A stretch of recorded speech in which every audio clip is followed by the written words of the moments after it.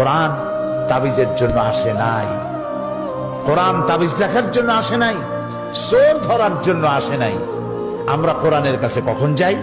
মসজিদের ইমাম সাহেব মৌলানা সাহেবের কাছে যাই, হুজুর আমার তো বইয়ের স্বর্ণের চেন চুরি হয়ে গেছে, একটু চাউল পোড়া দেন। বিশ্বাস করুন, চাউল পোড়া দিয়া যদি চোর ধরা যেত, অন্তত মুসলিম রাষ্ট্রগুলিতে পুলিশের চাকরি থাকতো না। সমস্ত মুসলিম দেশের খানাগুলিতে চাকরি হতো মৌলভী সাহেবদের। সেখানে বস্তায় বস্তায় চাউল দিয়ে বলা হতো, আপনারা চাউল পড়বেন আর চোর ধরবেন। প্রিয় ভাই সব, জেন তাড়াবার জন্য আর চাউল পড়ে চোর ধরার জন্য কোরআন আসে নাই।